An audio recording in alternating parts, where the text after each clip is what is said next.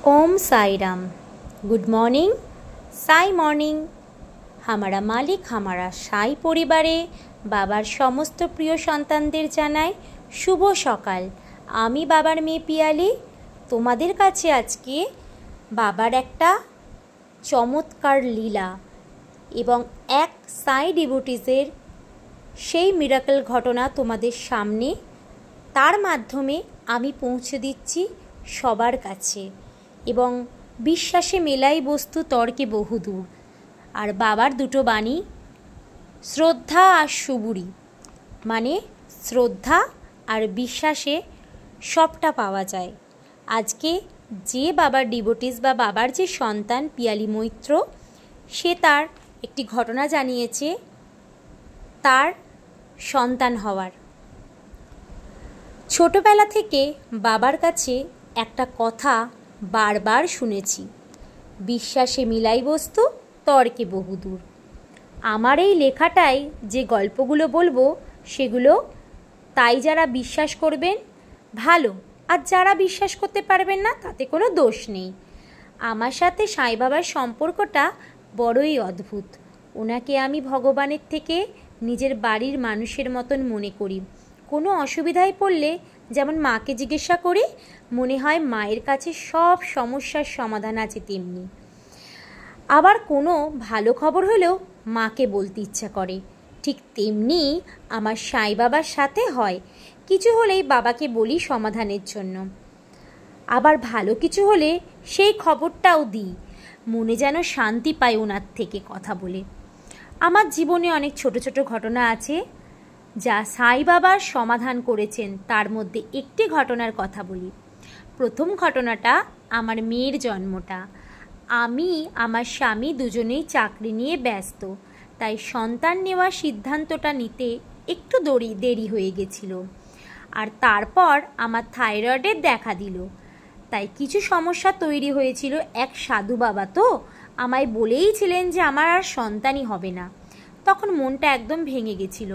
মা বলল, আমার আর দুঃখ পাস না, সাই সচ্চরিতের 11 অধ্যায়টা পড়া শুরু কর। প্রতি বৃহস্পতিবারে মায়ের কথা শুনে পড়া শুরু করলাম। 3 মাস যেতেই আমি সন্তান ধারণ করলাম। সাই বাবার কৃপায় আমার একটি কন্যা সন্তান হলো। এখন সে 7 বছরের। সে এখনও সাই বাবার ভক্ত, সেও আবার সাই বাবা বলে, আর সব ঠাকুরই তার কাছে সাইবা। এই হলো আমার জীবনের সবথেকে বড় অভিজ্ঞতা। তার মানে আমরা কি জানতে পারলাম? যে বিশ্বাসে মিলাই বস্তু তর্কে বহুদূর। এবং হ্যাঁ, শুধু আজকে সন্তান হওয়া কেন, কোনো মানুষের কোনো যদি পার্সোনাল প্রবলেম তাদের চলে, সেটা মানসিক হোক শারীরিক হোক, তারাও কিন্তু এই সাই সচ্চরিতের 11 অধ্যায়টা রোজ যদি না হয় প্রতি বৃহস্পতিবারে তারা কিন্তু পড়তে পারে। বাবার দয়াতে সমস্ত সন্তান, প্রত্যেক কটা বাবার ডিভোটিস এবং প্রত্যেক কটা মানুষের যে যে প্রবলেম চলছে তাদের যেন সমস্ত বাবা তাদের সব কষ্ট দূর করে দেয়। আর আজকে যাদের জন্ম হয়েছে, আজকে যাদের জন্মদিন, যাদের অ্যানিভার্সারি, তাদেরকে বাবার তরফ থেকে আমি জানাই যে হ্যাপি বার্থডে, হ্যাপি অ্যানিভার্সারি।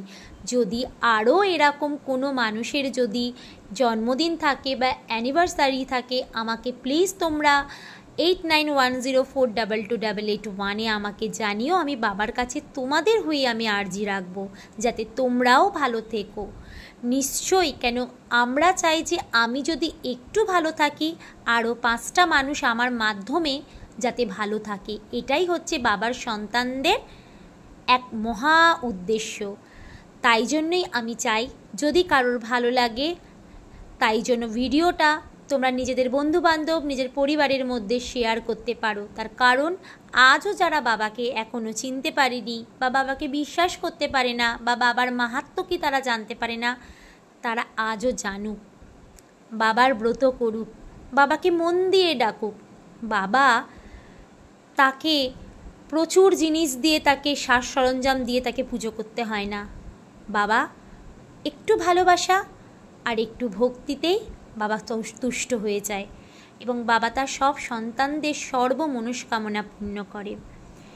আজকের জন্য এইটুকানি। সবার দিন ভালো কাটুক। ওম সাই, শ্রী সাই, জয় জয় সাই।